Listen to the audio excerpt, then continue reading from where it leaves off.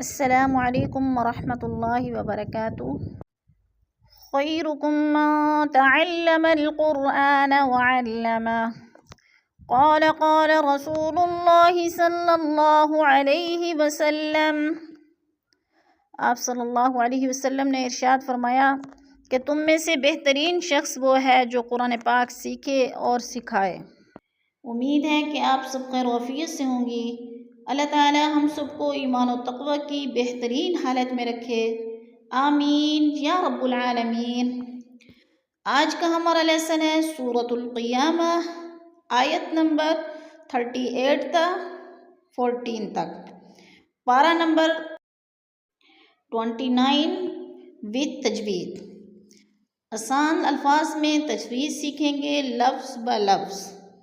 آئیے شروع کرتے ہیں۔ اعوذ باللہ من الشیطان الرجیم، بسم اللہ الرحمن الرحیم۔ ثم كان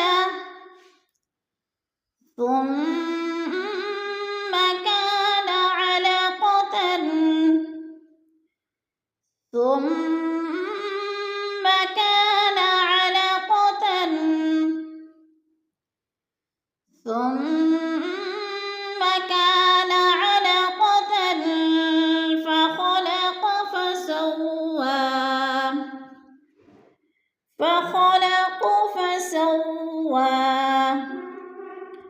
فخلق فسوى۔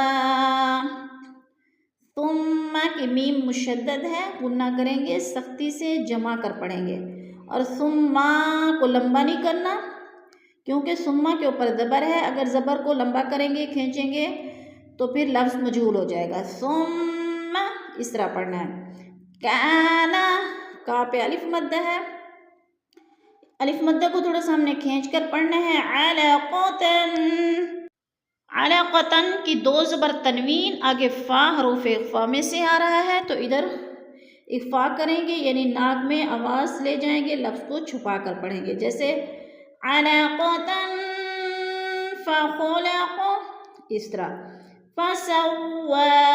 فسوا، وا کے اوپر کھڑی زبر ہے، کھڑی زبر حروف مدہ کا قائم مقام ہوتی ہے، جتنا ہم حروف مدہ کو کھینچتے ہیں اتنا ہی ہم نے کھڑی زبر کو کھینچنا ہے۔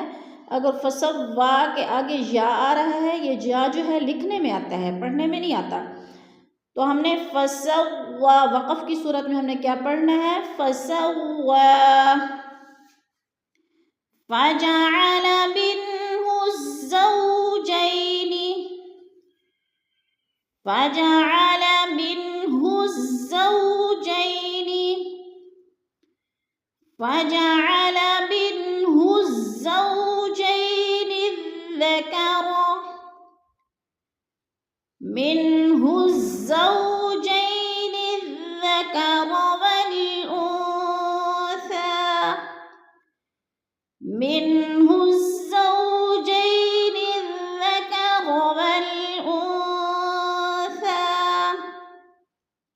فجعل من پہ جو ہے اظہار ہو رہا ہے، نون ساکن کے بعد ہا حروف ہلکی میں سے آ گیا ہے تو ادھر اظہار ہوگا، اخفا بالکل نہیں ہوگا، غنہ نہیں کریں گے بلکہ لفظ کو ظاہر کر کے پڑھیں گے، جیسے منہز۔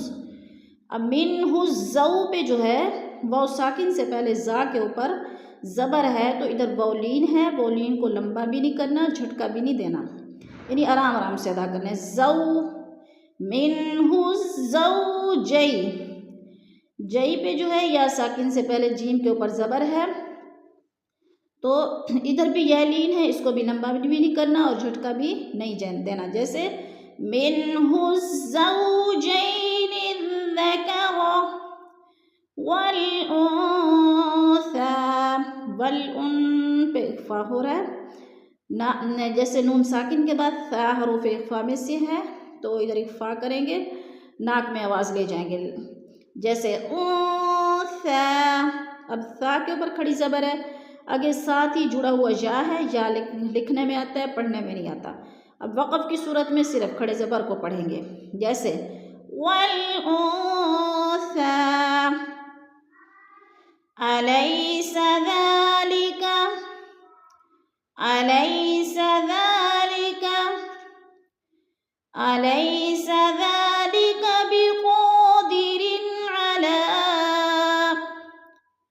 بقادر على أليس ذلك بقادر على علی پہ جو ہے یالین ہے، یالین کو لمبا بھی نہیں کرنا اور جھٹکا بھی نہیں دینا. ذال کے اوپر کھڑی زبر ہے، تھوڑا سا کھینچ کر پڑھنا ہے. بقادرین قاف کے اوپر کھڑی زبر ہے، اس کو بھی ہم نے کھینچ کر پڑھنا ہے. اور علا کے اوپر مد بھی ہے اور کھڑی زبر بھی ہے، ہم نے اس کو کھینچ کر پڑھنا ہے. علی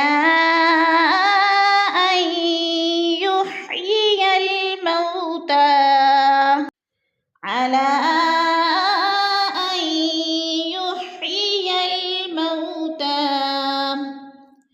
علا پہ مد منفصل ہے، حروف مدہ کے بعد حمزہ دوسرے کلمے میں ہے، مد منفصل 4 الفی مد ہے، 4 الف کے برابر ہم نے اس کو کھینچ کر پڑھنا ہے. این حمزہ کے نون کے ساتھ ملا کر ہم نے ادغام کرنا ہے. جیسے حمزہ یا زبر این یعنی نون ساکن لکھنے میں آتا ہے اور پڑھنے میں نہیں آتا. این یحیی الموتی، مو پہ جو ہے وہ لین ہے، وہ لین کو لمبا بھی نہیں کرنا اور جھٹکا بھی نہیں دینا. اور تا کے اوپر کھڑی زبر ہے، کھڑی زبر کو ہم نے لمبا کر کے پڑھنا ہے، ایک الف 2 حرکات کے برابر. اور یا لکھنے میں آتی ہے، پڑھنے میں نہیں آتی. وقف کی صورت میں صرف کھڑی زبر پڑھنی ہے. این یحیی الموتی أليس ذلك بقادر على أن يحيي الموتى. صدق الله العظيم. سبق کے اختتام پر دعا پڑھ لیتے ہیں. سبحان ربك رب العزة عما يصفون وسلام على المرسلين والحمد لله رب العالمين.